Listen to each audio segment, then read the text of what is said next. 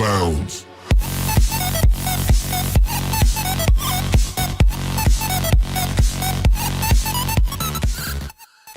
Hello, नमस्ते, welcome to ETC online. आज का हमारा टॉपिक है पास्ट परफेक्ट। सबसे पहले ये जानते हैं पास्ट परफेक्ट क्या होता है। देखिए, पास्ट परफेक्ट एक ऐसा टेंस होता है जो एक ऐसी एक्टिविटी के बारे में बात करता है जो पास्ट में यानी अब से पहले एकदम परफेक्टली कंप्लीट हो चुकी है। हमें इसके नाम से भी पता चल रहा होगा। पास्ट परफेक्ट यानी एक ऐसी एक्टिविटी जो पास्ट में ही एकदम परफेक्टली या तो ख़त्म हो चुकी है या फिर स्टार्ट हो चुकी है, बट उसका इफ़ेक्ट प्रेजेंट में नहीं है। इफ़ेक्ट भी परफेक्टली ख़त्म हो चुका है पास्ट में ही। ये हो गया पास्ट परफेक्ट। अब हम लोग देखते हैं सबसे बड़ा कन्फ्यूज़न जो बहुत सारे बच्चों को होता है पास्ट सिंपल और पास्ट परफेक्ट के बीच में। तो देखिए, कंडीशनल सेंटेंस ज़्यादातर जो आते हैं उसमें दो कॉम्बिनेशन होते हैं।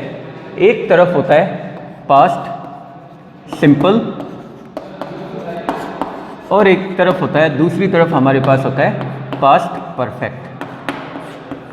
ये कॉम्बिनेशन तो हम सबको पता है, लेकिन असली दिक्कत कहाँ पे आती है आइडेंटिफाई करने में कि कौन सा वाले पार्ट में पास्ट सिंपल आएगा, कौन से पार्ट में पास्ट परफेक्ट आएगा। तो मैं आप लोगों को बता देता हूँ। पास्ट परफेक्ट होता है पास्ट का भी पास्ट, यानी पास्ट में अगर दो एक्टिविटीज़ हुई है, उन दोनों में जो पहले वाली एक्टिविटी हुई है, पास्ट में अगर दो एक्टिविटीज़ है तो पहले वाली जो एक्टिविटी है वो हमेशा पास्ट परफेक्ट में आएगी। एग्जाम्पल देकर मैं आप लोगों को बताता हूँ। जैसे मैंने एक सेंटेंस बोला, डॉक्टर के आने से पहले पेशेंट मर चुका था। अब देखिए, यहाँ पे इस सेंटेंस में ये पूरा का पूरा सेंटेंस पास्ट का है, सबसे पहली बात। दूसरी बात, मैंने इस सेंटेंस में आप लोगों को दो एक्टिविटी बताई, एक डॉक्टर आया, दूसरा पेशेंट मरा। अब इन दोनों में से कौन सा काम पहले हुआ है? जो काम पहले हुआ है वो आएगा पास्ट परफेक्ट में, उसके बाद में जो काम हुआ है वो आएगा पास्ट सिंपल में। तो सेंटेंस लिख के हम लोग देखते हैं। The patient before the doctor, इधर लिख देगा डैश और इधर भी डैश। एक तरफ पेशेंट मरा और एक तरफ डॉक्टर आया। अब आप लोग ये बताइए, इन दोनों में से कौन सा काम पहले हुआ है? पेशेंट पहले मरा या पहले डॉक्टर आया? पहले पेशेंट मरा, तो यानी पहले ये काम हुआ है, तो ये आएगा पास्ट परफेक्ट में। सेंटेंस बनेगा द पेशेंट हैड डाइड। उसके बाद कौन सा काम हुआ? उसके बाद डॉक्टर आया, तो ये सेंटेंस आएगा पास्ट सिंपल में, बिफोर द डॉक्टर केम। तो सेंटेंस बना the patient had died before the doctor केम, यानी पेशेंट मर चुका था, पहले ये काम हो चुका था। बिफोर यानी पहले, द डॉक्टर केम, डॉक्टर के आने से पहले, तो पहले ये काम हुआ है। अच्छा, ये जरूरी नहीं है कि पास्ट सिंपल पहले आएगा या पास्ट परफेक्ट पहले आएगा। पहले पास्ट परफेक्ट भी आ सकता है, बाद में पास्ट सिंपल भी आ सकते हैं। जैसे अगर इसी सेंटेंस को मैं दूसरे तरीके से लिखता हूँ, तो देखिए, सेम सेंटेंस अगर मैं लिखता हूँ दूसरे तरीके से, द डॉक्टर डैश, यहाँ पे मैंने बिफोर की जगह लिख दिया after, after the patient dash. अब यहाँ पे बताइए कौन सा काम पहले हुआ है? डॉक्टर आया पहले या पेशेंट मरा? ऑब्वियसली पेशेंट मरा, तो यहाँ पे आ जाएगा सिंपली पहले ये काम हुआ है, तो यहाँ पे पास्ट परफेक्ट, हैड डाइड। उसके बाद में क्या काम हुआ? उसके बाद में काम हुआ डॉक्टर के आने का, तो यहाँ पे आ गया पास्ट सिंपल। तो सेंटेंस बना the doctor came after the patient had died. Hindi में अगर हम बोल के देखते हैं तो डॉक्टर आया पेशेंट के मरने के बाद। पेशेंट के मरने के बाद में डॉक्टर आया, तो बाद वाली एक्टिविटी कौन सी है?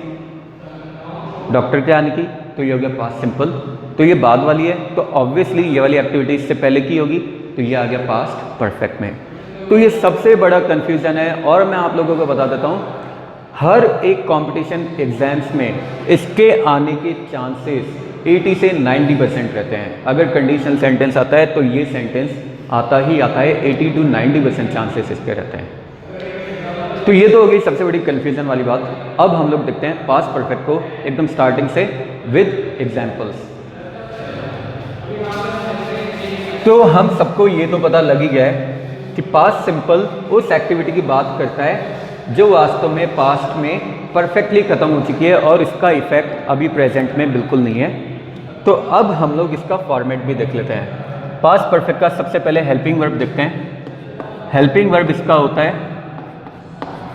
हैड। फॉर्मेट की अगर बात करें, फॉर्मेट में बनेगा सब्जेक्ट प्लस सबसे पहले हेल्पिंग वर्ब आता है। हेल्पिंग वर्ब यहाँ पे हैड है और हमें पता है कि हैज़, हैव और हैड के बाद में अगर कोई भी वर्ब आता है वो हमेशा थर्ड फॉर्म में आता है। तो यानी यहाँ पे जो वर्ब आएगा वो आएगा थर्ड फॉर्म में, प्लस ऑब्जेक्ट। प्लस यहाँ पे अगर हम चाहे, वैसे तो देखिए फॉर्मेट यहाँ तक कंप्लीट हो चुका है, बट अगर हम चाहे तो इसे आगे भी ऐड कर सकते हैं, जिसमें आगे अगर हम इसको ऐड करना चाहे तो यहाँ पे हम टाइम या कंडीशन दोनों में से कुछ भी लगा सकते हैं। दोनों का एग्जांपल मैं आपको दूंगा। अगर टाइम आएगा तो सिंपली टाइम आ जाएगा, कंडीशन आएगी तो कंडीशन ये इधर वाली पास्ट परफेक्ट की होगी, इधर वाली कंडीशन पास्ट सिंपल में आएगी। एग्जांपल देखते हैं। जैसे मैंने सेंटेंस बोला, we had completed the course till December. मैंने ये सेंटेंस बोला we had completed the course till December. तो वी सब्जेक्ट हो गया, had helping verb, completed main verb आ गया थर्ड फॉर्म में, द कोर्स बन गया ऑब्जेक्ट, टिल दिसंबर यानी दिसंबर तक हम लोग कोर्स कंप्लीट कर चुके थे, तो ये आ गया टाइम। अगर इसी की जगह पे मैं कंडीशन लगाता तो कैसे लगाता? We had completed the course, we had completed the course before the exam started। तो ये सेंटेंस बनता we had completed the course before the exam started. तो यानी यहाँ पे भी दो एक्टिविटी हुई है, एक कोर्स कंप्लीट करने वाली और एक एग्जाम स्टार्ट होने वाली। दोनों में से हम देखते हैं पहले कौन सी एक्टिविटी हुई, पहले कोर्स कंप्लीट करने वाली एक्टिविटी हुई या एग्जाम स्टार्ट होने वाली हुई? ऑब्वियसली पहले एक्टिविटी हुई कोर्स कंप्लीट करने वाली।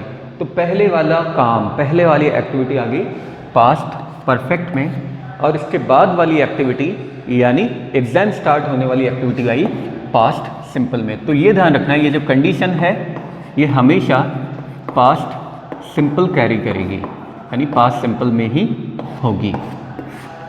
ठीक है, तो ये सेंटेंस अफर्मेटिव था। अगर इसी अफर्मेटिव सेंटेंस को इंटेरोगेटिव में हम कन्वर्ट करते हैं तो इंटेरोगेटिव बनाने के लिए सेंटेंस में हमें पता है क्या करना पड़ता है, हेल्पिंग वर्ब को सब्जेक्ट से पहले रखना पड़ता है। तो हेल्पिंग वर्ब क्योंकि यहाँ पे हैड है, इसको हम पहले रख देते हैं। फॉर्मेट बनेगा हेल्पिंग वर्ब प्लस सब्जेक्ट। जैसे ही सब्जेक्ट से पहले हेल्पिंग वर्ब आया, सेंटेंस बन गया इंटेरोगेटिव, और यहाँ पे एकदम लास्ट में आ गया क्वेश्चन मार्क। बाकी फॉर्मेट सेम रहेगा, plus V3 plus object plus time या कंडीशन। सेम सेंटेंस को कन्वर्ट करते हैं, we had completed the course till December. तो सेंटेंस बनेगा had we completed the course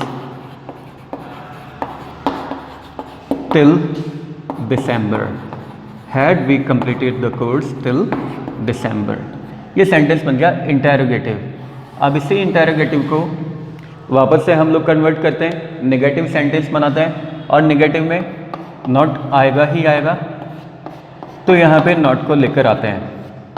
not का हमें पता है कि नॉट जब भी आता है हमेशा हेल्पिंग वर्ब के साथ आता है। पूरा फॉर्मेट सेम रहेगा, subject plus helping verb plus V3 plus object plus time या फिर कंडीशन। फ़र्क कितना पड़ेगा, यहाँ पे हेल्पिंग वर्ब अपने साथ लेकर आएगा नॉट को। जैसे ही हेल्पिंग वर्ब प्लस नॉट आया, सेंटेंस बन गया नेगेटिव। सेम सेंटेंस कन्वर्ट करते हैं, we had not completed the course, we had not completed the course till December, यानी दिसंबर तक हम लोगों ने अपना कोर्स कंप्लीट नहीं किया था। ये सेंटेंस हो गया नेगेटिव। अब नेगेटिव सेंटेंस को इंटरोगेटिव नेगेटिव हमें बनाना है, यानी ऑलरेडी नेगेटिव तो है ही, सिर्फ हमें तो इंटरोगेटिव बनाना है इसे। तो इंटरोगेटिव बनाने के लिए इस हेल्पिंग वर्ब को उठा के सब्जेक्ट से पहले लेकर आ जाएंगे, और हेल्पिंग वर्ब जैसे ही सब्जेक्ट से पहले आया वैसे ही फॉर्मेट इंटरोगेटिव बन जाएगा। तो हेल्पिंग वर्ब प्लस सब्जेक्ट आते ही इधर पूरा का पूरा फॉर्मेट इंटरोगेटिव बन गया। सेंटेंस क्या बनेगा, फॉर्मेट क्या बनेगा, हेल्पिंग वर्ब प्लस सब्जेक्ट, बाकी पूरा का पूरा सेम रहेगा, plus not plus V3 plus object plus time और कंडीशन। सेम सेंटेंस को हम लोग लिखते हैं, इस बार ये वाला सेंटेंस करते हैं। तो सेंटेंस बनेगा had we not completed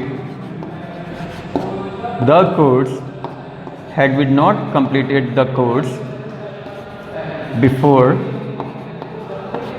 the exam started, had we not completed the course before the exam started, मतलब क्या एग्ज़ाम स्टार्ट होने से पहले हम लोगों ने अपना कोर्स कंप्लीट नहीं किया था।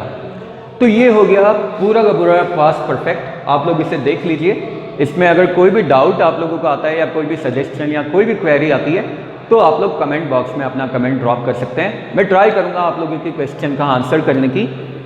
आई होप आप लोगों को पास्ट परफेक्ट और पास्ट सिंपल के बीच में डिफरेंस भी क्लियर हो गया होगा, साथ ही साथ पास्ट परफेक्ट आप लोगों को बहुत अच्छे से समझ में आ गया होगा। अगर फिर भी कोई दिक्कत है, कोई प्रॉब्लम है, तो आप लोग मुझसे पूछ सकते हैं कमेंट बॉक्स में। तो आई होप आप लोगों को वीडियो क्लियर है। अगर वीडियो एकदम समझ में आ गया है तो इसी तरह की और मज़ेदार और इंटरेस्टिंग वीडियोस के लिए बने रहिए ETC ऑनलाइन के साथ। नेक्स्ट वीडियोस तक के लिए have a good day, take care, bye bye and thank you.